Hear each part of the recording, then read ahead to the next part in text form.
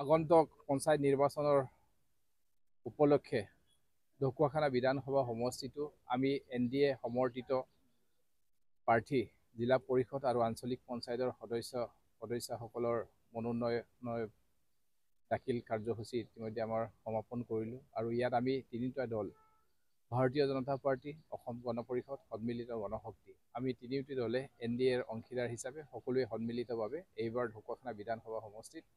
আমি এই নিৰ্বাচনত প্ৰতিদ্বন্দ্বিতা কৰাৰ কাৰণে আমি আগবাঢ়িছোঁ। ভাৰতীয় জনতা পাৰ্টি আমাৰ 4গৰাকী জিলা পৰিষদৰ প্ৰাৰ্থী, তাৰে ভিতৰত আমি সন্মিলিত গণশক্তি দলক আমাৰ মিত্ৰ দলক এটা আসন আমি এৰি দিছোঁ যদিও ভাৰতীয় জনতা পাৰ্টিৰ পদুম ফুলৰ চিহ্নত তেখেতলোকে প্ৰতিদ্বন্দ্বিতা কৰিব। ঠিক তেনেদৰে আমি আঞ্চলিক পঞ্চায়তৰ আমাৰ 22খনৰ ভিতৰত 4টা আঞ্চলিক পঞ্চায়ত আমি সন্মিলিত গণশক্তি দল আৰু আমাৰ অসম গণ পৰিষদ দলক 3টা আমি আঞ্চলিক পঞ্চায়তৰ চিট সমষ্টি তেখেতলোকৰ বাবে আমি এৰি দিছোঁ। আমাৰ সন্মিলিত গণশক্তি দলৰ যিসকল প্ৰক্ষিপ্ত প্ৰাৰ্থী থাকিব তেখেতলোকে ভাৰতীয় জনতা পাৰ্টিৰ প্ৰতীক চিহ্ন পদুম ফুলৰ চিহ্নত ভোট দিব আৰু বাকী আমাৰ অসম গণ পৰিষদ দলৰ হাতীৰ চিহ্নত ভোট দিব আৰু বাকী আপোনালোকে সকলোৱে জানে এইবাৰ প্ৰথমবাৰৰ বাবে মাননীয় মুখ্যমন্ত্ৰী ডক্টৰ হিমন্ত বিশ্ব শৰ্মা ডাঙৰীয়াৰ নেতৃত্বত আমি পঞ্চায়ত নিৰ্বাচনৰ যোনটো এমেণ্ড কৰি পিনি ৱাৰ্ড সদস্যসকলক আমি ইণ্ডিপেণ্ডেণ্টভাৱে যাতে গাঁও পঞ্চায়ত ব্যৱস্থাটোত মানে যিসকল ইচ্ছুক ব্যক্তিয়ে বা গাঁওখনত থকা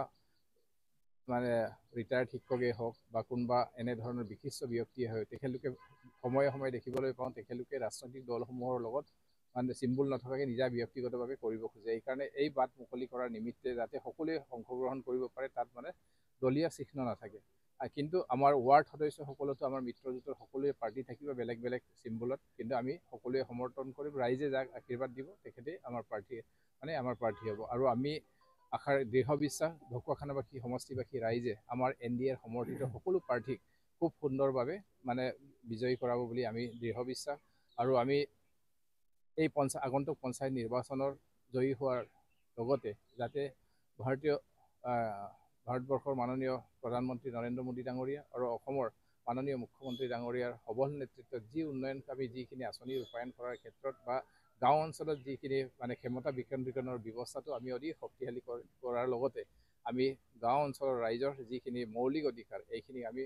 ৰাইজৰ দাবীৰ বা অগ্ৰাধিকাৰৰ ভিত্তিত আমাৰ সকলো প্ৰাৰ্থীয়ে একত্ৰিত হৈ এই কথাখিনি আগবঢ়াই নিয়াৰ বাবে আমি সকলোৱে সংকল্প হৈ আজি আমি NDAৰ হৈ আমি সকলো নেতৃত্ব অসম গণ পৰিষদ দল সন্মিলিত গণশক্তিৰ নেতৃত্ববৃন্দই আমাৰ সমৰ্থিত প্ৰাৰ্থীসকলক ইতিমধ্যে আমি মনোনয়ন পত্ৰ প্ৰদান কৰিছোঁ আৰু আমি সমগ্ৰ ঢকুৱাখানাবাসী ৰাইজক আমি সেৱা জনাইছোঁ যাতে আপোনালোকে সকলোৱে যে আমাৰ প্ৰাৰ্থীসকলক আশীৰ্বাদ প্ৰদান কৰি অহা দিনত যে আমি উঠি অহা প্ৰজন্মৰ এখন সুন্দৰ ঢকুৱাখানা নিৰ্মাণৰ বাবে আমাক আশীৰ্বাদ প্ৰদান কৰে তাৰ বাবে আমি বিনম্ৰভাৱে আহ্বান জনাওঁ।